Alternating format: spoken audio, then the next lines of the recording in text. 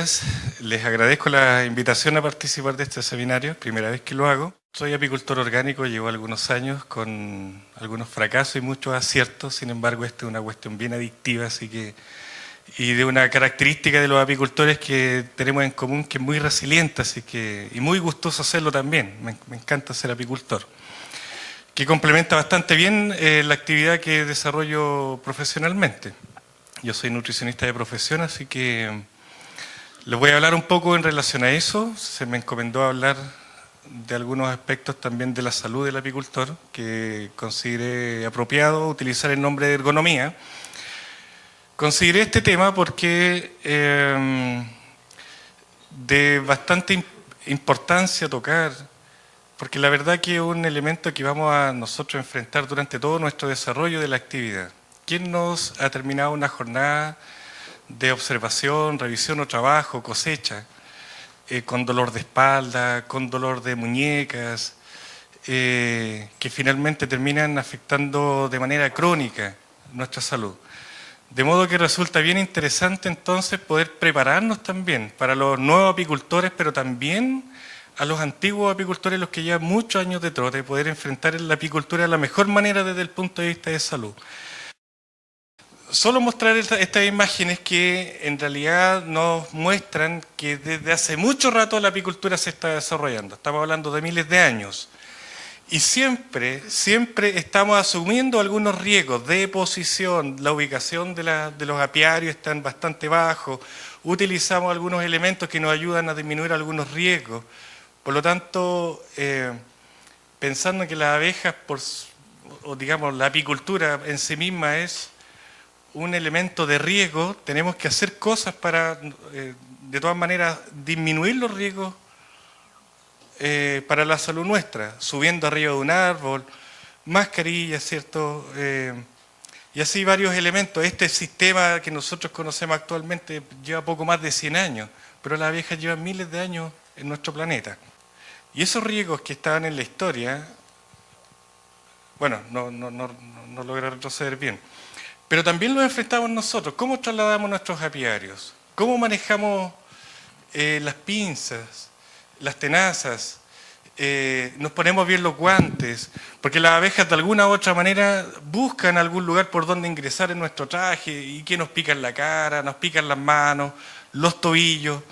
Esta es la imagen, de modo que los riesgos siempre están presentes. Los incendios, frecuentemente estamos encontrando nosotros que los incendios afectan muchísimo, hay muertes masivas de colmenares por causa de estos elementos. Entonces, el concepto de ergonomía proviene del ergos, que significa trabajo, y normon, que significa leyes naturales. De modo que la Asociación Internacional sugirió este concepto, que es el conocimiento científico aplicado, conjunto de conocimientos científicos aplicados para el trabajo, para que el trabajo, los sistemas, productos y ambientes se adapten a las capacidades y limitaciones físicas.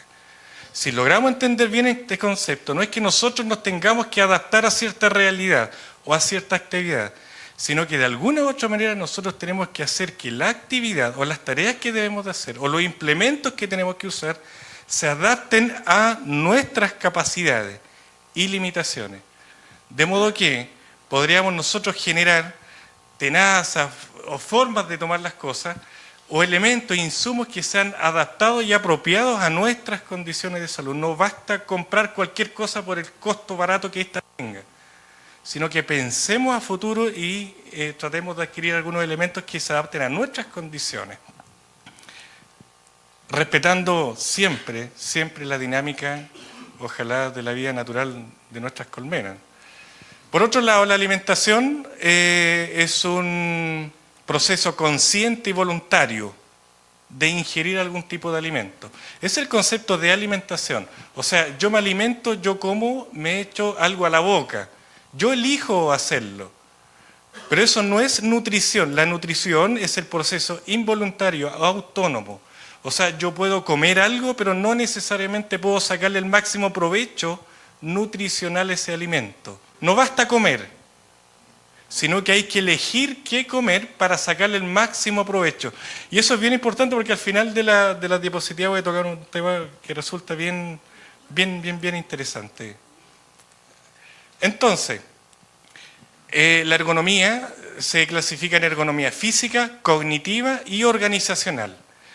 No solamente pensando en los elementos físicos, cómo hacemos las cosas, sino también tenemos que pensar en cómo es el desarrollo de la organización. ¿Me siento bien desde el punto de vista de la organización en el lugar donde yo estoy? ¿Me tratan bien? ¿Hay respeto, hay educación, hay cortesía, amabilidad? ¿O hay tratos duros, agresivos, que emocionalmente con el tiempo me van afectando, ¿cierto?, la dinámica de mi desarrollo laboral, que de alguna u otra manera también se asocia también a la organización? ¿Tengo las condiciones técnicas o profesionales para desarrollar una actividad? Y ahí surge la importancia también de este seminario. Estoy desarrollando una apicultura, pero tengo las condiciones o la formación para desarrollar adecuadamente la apicultura. Muchas de las muertes de nuestras colmenares justamente son por causa de nuestra inexperiencia o falta de conocimiento. ¿Qué hacer cuando hay algún problema, ¿cierto?, de alguna enfermedad o algún problema, qué sé yo, ambiental? No sabemos muchas veces qué hacer. De modo que en la ergonomía también hay algunos riesgos que tenemos que considerar. Riesgos del mismo nivel, caídas del mismo nivel, cuidado dónde ponemos las cosas, cuál es la ubicación de las cosas, el aseo, la higiene, la iluminación. Caídas de distinto nivel son riesgos que hay, que están presentes. Cuando viene un enjambre y se aposa cerca, 3 metros, 2 metros, es fácil tomar una escalera, subirse, teniendo los resguardos apropiados, pero ¿qué pasa si está a 4 a 5 metros en un árbol relativamente joven que no tiene la fortaleza para soportar una escalera de este tipo de tamaño? ¿Dónde están ubicados nuestros apiarios? ¿Cierto? ¿Cómo nosotros ubicamos nuestras escaleras cuando, bueno, dependiendo del tamaño de nuestra institución, de nuestra empresa, tenemos espacios bien grandes? ¿Cómo almacenamos? La caída de los objetos es un riesgo también desde el punto de vista ergonómico. ¿Cómo trasladamos? Los utensilios que nosotros utilizamos para cortar el pasto. ¿Qué pasa con los riegos eléctricos? Los riegos de corte. O sea, los equipos que nosotros utilizamos, ¿cierto?, están rotos, ingresan las abejas o algunas personas que van un poco más avanzados desde el punto de vista del manejo orgánico y tienen la capacidad, la fortaleza, ¿cierto?, de no utilizar este tipo de traje y se atreven, ¿cierto?, a trabajar así a descubierta, asumiendo el riesgo, pero las abejas tampoco pican. Bien, y esto resulta, lo que yo le mencioné, resulta bien importante cuando hablamos de estadística, porque no necesariamente nos ha pasado a nosotros. Sí, a lo mejor tenemos dolor de espalda por tomar mal una carga. La Superintendencia Nacional Social elaboró una estadística. Del año 2012 hay 239 accidentes de trabajo que son fatales, de los cuales 235, en este caso el año 2016, corresponden a hombres. Y la pregunta es ¿por qué los hombres están enfrentando o están teniendo accidentes que tienen un fin de muerte? ¿Qué es lo que nos diferencia a los hombres y a las mujeres? ¿Puede ser el tipo de trabajo que estamos desarrollando? Esto independiente del trabajo, no estoy hablando de la apicultura. O puede ser que el hombre por característica tiene una personalidad un tanto arriesgada, sin medir del todo los riesgos y hacemos cosas nomás. Accidentes fatales de trayecto. Nuestros apiarios posiblemente no están en el lugar que nosotros residimos, vivimos, pero sí hay un valor importante de muertes que están asociadas al trayecto. También hay una diferencia importante. Los tipos de muertes que hay asociados a los accidentes fatales, caídas de distinto nivel, son la primera causa de muerte de accidentes laborales. Caídas de distinto nivel. No es sencillo subirse una escalera, hay que tener una preparación. Golpeado por eso también resulta importante saber cómo ponemos las cajas, dónde ponemos los tambores, cómo los trasladamos.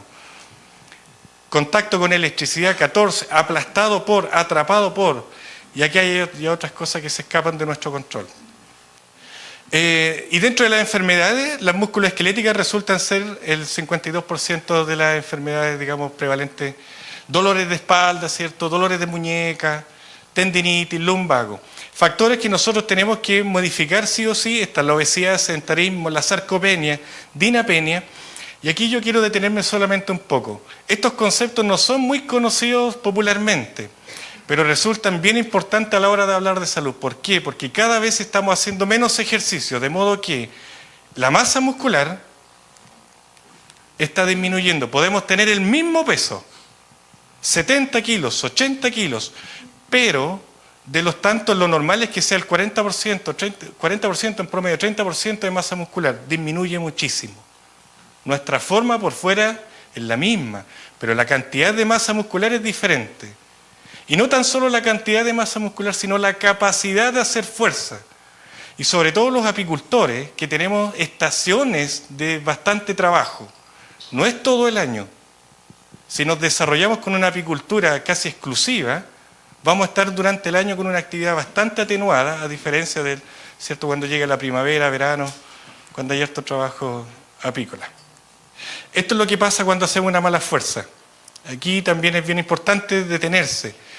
Hay que tomar los cajones lo más cercano al cuerpo, haciendo fuerza por las piernas y no con la espalda. Se produce una separación bien importante y el impacto es diferente. Mire, podemos hacer un peso de 20 kilos, transformarlo en 100 kilos, literalmente para nuestra espalda. Usemos las herramientas que tenemos, ¿ya? Ayuda. Cuidado con las posiciones, la altura de los colmenares que sea la adecuada y los elementos, los insumos necesarios para trasladar. Recomendaciones generales: mejorar la condición de salud, realizar ejercicio ojalá 3 veces a la semana. Esto es para mantener o mejorar nuestra condición muscular, tener una alimentación variada y antes de una carga importante es relevante calentar, elongar antes y después y una hidratación apropiada. Sobre todo en las temporadas de primavera-verano, cuando tenemos una pérdida de líquido muy importante. No es fácil tener un traje y estar a todo sol, donde la temperatura en la sombra supera los 30 grados. Imagínense en sol, es como estar dentro de un invernadero personal. Bien, y desde el punto de vista de la nutrición, quiero tocar este tema importante, que es el estrés oxidativo. Aquí les voy a pedir solamente un par de minutos. Nosotros estamos hoy día lamentablemente alterando de manera muy fuerte nuestras células, generando la aparición de muchas enfermedades y algunas que ya están las estamos potenciando por distintas razones que hacen que aparezcan unos componentes, unos átomos que se llaman radicales libres, asociados a nuestra mala alimentación, exceso de proteína y sobre todo de origen animal, elementos químicos en nuestros alimentos, el tabaquismo, los rayos UV, los procesos inflamatorios. Hay muchas enfermedades que están asociadas a procesos inflamatorios, la diabetes, hipertensión, etc. Pero nosotros estamos expuestos de una manera muy importante al estrés oxidativo. Se puede producir esta descoordinación, digamos, o esta cantidad exagerada de radicales libres. No siempre es controlada por el cuerpo. Nuestro cuerpo se defiende de manera muy natural a esto. Pero cuando se produce el desequilibrio, es donde se genera este tipo de enfermedades que yo ya mencioné. Y eso se denomina estrés oxidativo, produciendo desórdenes fisiológicos y la agudización de alguna enfermedad. Literalmente es esto. Esto pasa por fuera, pero también pasa por dentro. Una imagen solamente ilustrativa. Esto es de una persona que no fuma y una persona que fuma. Nosotros en la práctica podemos observar a alguien con una diferencia de un par de años o de una edad de 35 años, pero alguien que ha tenido una vida exageradamente alta en comportamiento alcohólico y tabaco, con otra persona relativamente sana y las diferencias son evidentes. De modo que es bien importante este elemento. Esto se produce por fuera, pero también por dentro, ¿ya? Los órganos, y de forma metabólica. De ahí surge entonces la necesidad de ¿qué cosa? De consumir algunos elementos que impidan que estos radicales libres lleguen a la célula para dañarla, ¿ya? Como nuestro cuerpo tiene un mecanismo preventivo y otro reparador, que generalmente está en constante trabajo, pero también hay otros elementos que hacen que agarren este radical libre y lo eliminemos a través de la orina, que son estos que están aquí nombrados, que forman parte de nuestra dieta, muchos ácidos ascórbicos, vitamina C, vitamina E, vitamina A y los flavonoides que están compuestos de manera extraordinaria en la miel, el propóleo y el polen. Es famoso el maqui ahora, ¿cierto? Por la cantidad de polifenoles que tiene a diferencia del resto de las frutas. Miren, este gráfico es demasiado ilustrativo como para valorar también los insumos nativos, la flora y las hierbas medicinales nativas que nosotros tenemos en nuestro país.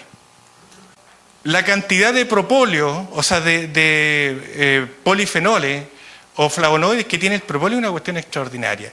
El 10% del propóleo que nosotros tenemos en promedio a nivel nacional tiene flavonoides, que equivale a 1 gramo por kilo. El polen tiene un 0,5% de cantidad, o sea, quiere decir 0,5 gramos por kilo. Desde el punto de vista de la importancia del consumo del polen no resulta tan importante, digamos, comparativamente con el propóleo, tampoco la miel. Sin embargo, el trabajo que estos elementos hacen en conjunto con otros elementos que tiene la miel hace que sean o trabajan como en simbiosis. No estoy hablando solamente que la cantidad de elementos fenólicos hace que la miel sea buena o mala, sino que el trabajo en conjunto, la simbiosis que hacen estos elementos, hacen que finalmente tengan un potencial extraordinario a la hora de consumirlo. Hace poquito se hizo un estudio en la Universidad de la Frontera en relación al uso de la miel de ulmo, no sé si ustedes la han escuchado, pero es un comportamiento que desde hace muchos años que se hacía, que es sacar miel natural, ponérsela sobre las heridas y todos los días ir cambiando, de modo que la característica de la miel hace que se recupere el tejido de la herida y a la vez tenga efectos antibióticos o antivirales o incluso antimicóticos, antifúngicos, y hace que la miel se recupere. Pero ese es un ejercicio que hace muchos años se desarrollaba y que actualmente se evidenció y ahora las colegas son muy famosas por algo que se hacía. Enormes cantidades de la miel, posee actividad antioxidante, antiinflamatoria, antibacteriana, ya con esto estoy terminando, varias enzimas. Yo las puse porque posiblemente ustedes vayan a querer tener las diapositivas y ustedes pueden buscar después en la literatura qué hace cada una y se van a encontrar con un sinfín de cosas muy, muy, muy favorables. Esta diapositiva es muy ilustrativa también, que es un estudio que hizo Orlando M., que habla de los compuestos fenólicos de las mieles chilenas, estos de la zona central, y cada región tiene un tipo de miel asociada a la flora que hay en ese momento. Y fíjense que los tipos de elementos fenólicos, los flavonoides, son diferentes. Cada miel tiene características diferentes, ¿ya? Eso hace que cada miel de ulmo, maqui, tebo, tengan efectos bactericidas, antioxidantes, fungicidas, antifúngicas, etc. El polen, lo mismo. Destaca la cantidad de proteínas que tiene y una serie de elementos bioquímicos. Aquí hay otro estudio también que destaca algunos tipos de variedades, del coyiguay, de la puya, chagual. ¿Para qué decir el propóleo? El propóleo tiene un 55% de resina, 5 a 10% de aceite y otros materiales, pero también la calidad del propóleo depende de dónde se ha extraído este tipo de resina. Tiene hoy día más de 300 compuestos encontrados y el 50% corresponde a flavonoides. Ahí están todas las características que se le atribuyen. Todo lo que puse acá en la diapositiva tiene evidencia científica, ¿ya? En algunos casos puse el respaldo abajo. Ya terminamos. Alimentémonos sanos, disfrutemos de la fruta y las verduras y de los productos que ustedes tienen también muy, muy, muy cerca de ustedes, que es la miel, el propóleo y el polen. Muchas gracias.